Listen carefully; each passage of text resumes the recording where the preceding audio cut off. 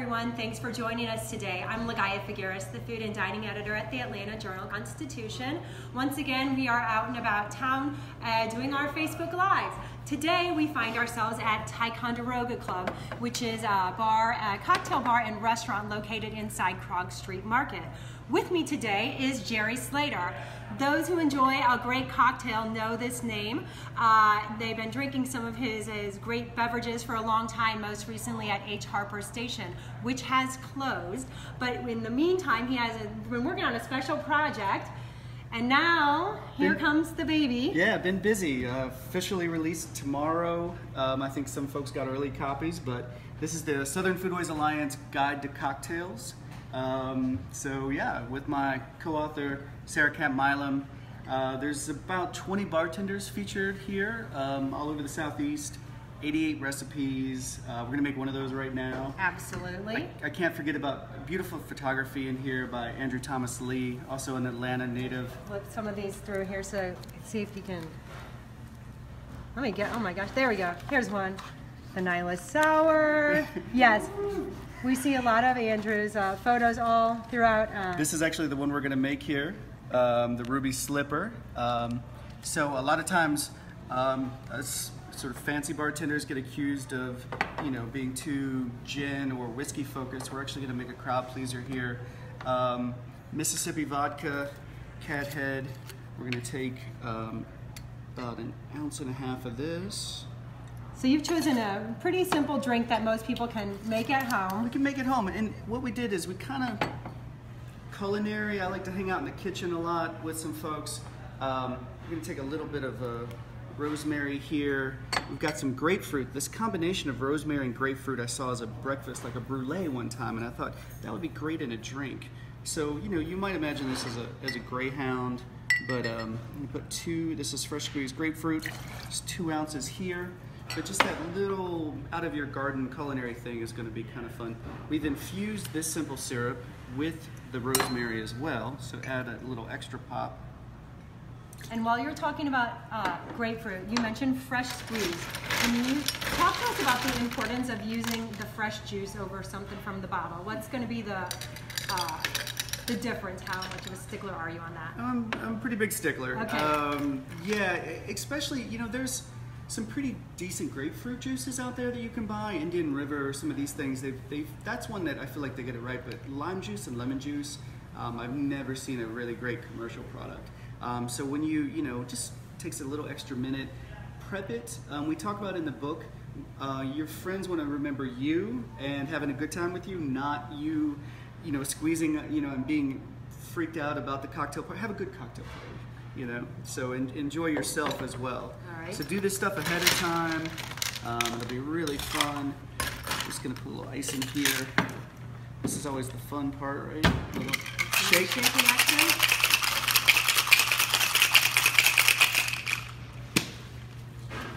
Greg's got these nice to see you behind the bar shaking again. He's got these nice ice cubes. I don't have to shake too long. So we're just going to pour this in here. How'd you come up with the name Ruby Slipper?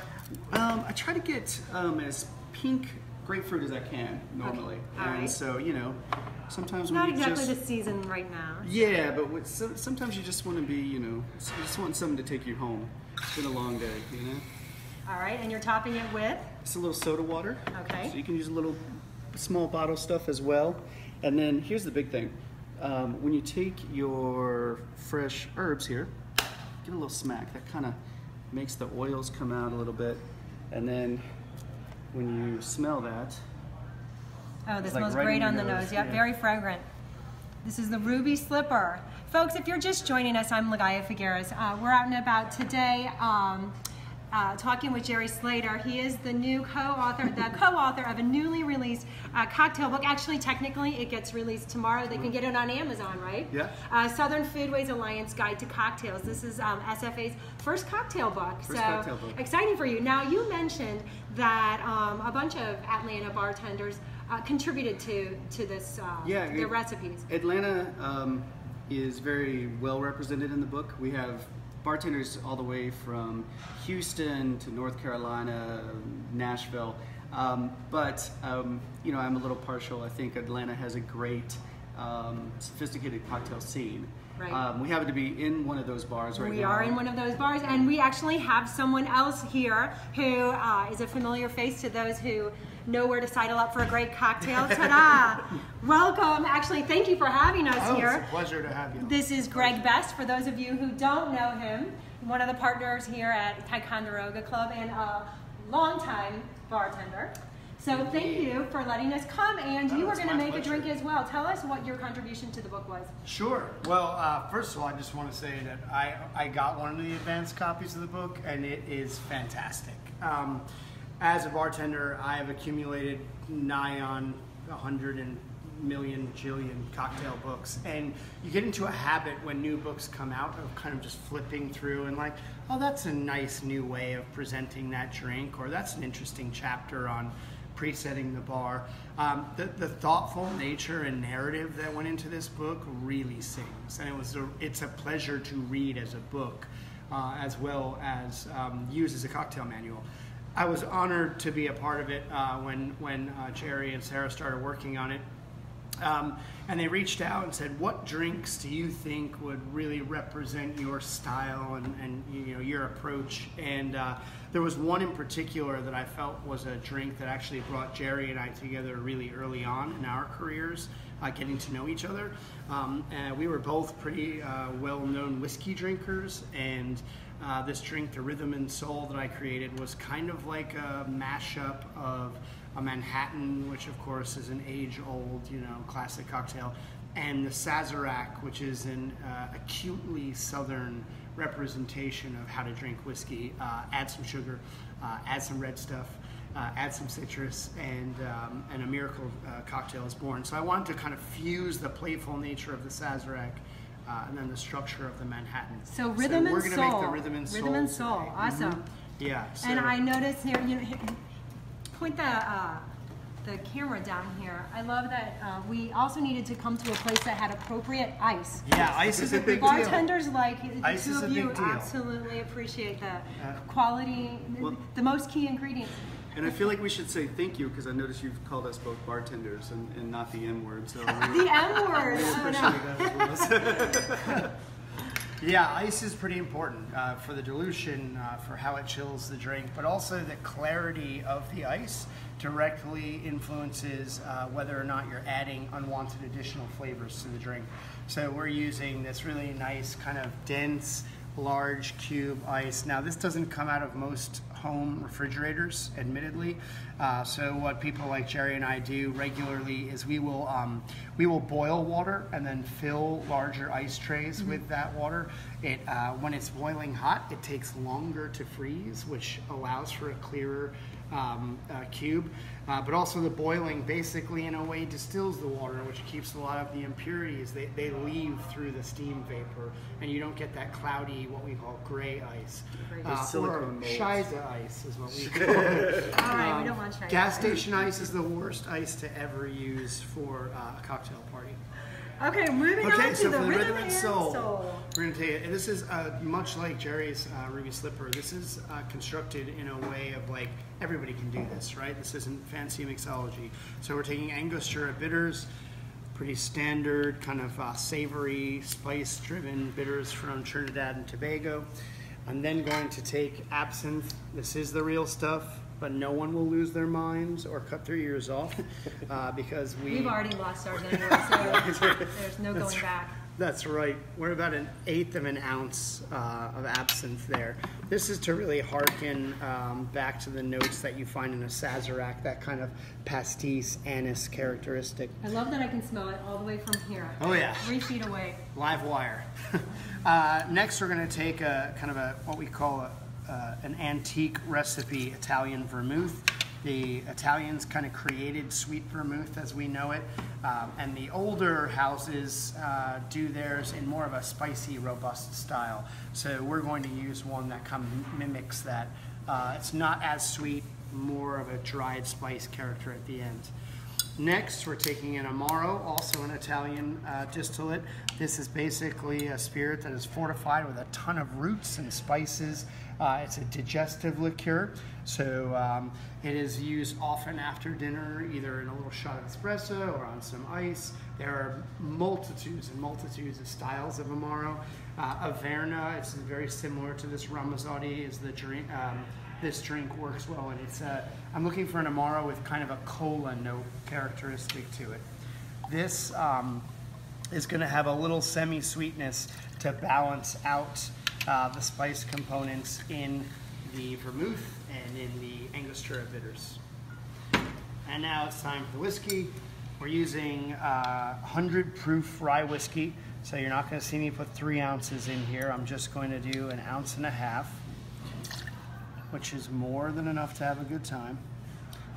I recommend, you don't need to use Rittenhouse, but I do recommend using a barrel strength or a full proof rye, or even bourbon if the bourbon has high rye in the mash bill, because you want that kind of winnier citrus character to it. All right, we're gonna add some of that attractive ice that we were talking about. And I'm also going to add some ice to my short old-fashioned glass. What I'm gonna do here is just kind of spin, yeah, would you give me a hand? Thank you. So we're just gonna kind of spin this glass with the liquid and the ice in there. This is just gonna bring the temperature of the glass down, chill it a little. This is an a la minute solution because we don't have a cooler at this bar, but you can keep glasses in the refrigerator and that works fine as well. You can see you have a nice frosted look to that glass. I'm now going to use my bar spoon just to stir all of these ingredients together. And I'm going to stop you for a second. Very basic elemental. This one was shaken. That's because you had fruit juices in it. Yeah, we had things we call modifiers, sometimes the general category of sugars and grapefruit juice or juices in general. So we shook that up to emulsify everything. Greg's drink here, all spirits. All spirits. So we're going to give that a nice stir. Very spirited. That rhythm and soul. And I'm using my spirited skull glass because we're close to Halloween. So we figure all the spirits and all the ghosts and ghouls. All right, we're going to strain the rhythm and soul off of the ice. If you're just joining us, you're looking there at Greg Best. This is we're at Ticonderoga Club. Greg is one of the partners here at the bar and restaurant that's located at Krog Street Market. He is making a drink that he contributed to a new cocktail book that's out. It's called the Southern Foodways Alliance Guide to Cocktails. It's co-authored by Jerry Slater. Both of these gentlemen are well known here in Atlanta for their contributions to the bartending scene. And he was kind enough to let us in since Jerry is still without a home yet. Yeah, getting closer. We'll talk about that. So we're just going to finish the rhythm and soul with a little peel of lemon. I have rubbed the lemon peel skin side down on my hand to remove any wax or dirt that might be on the surface. And now I'm going to squeeze it right over the surface of the drink, releasing the essential oil from the peel. Makes it all shiny.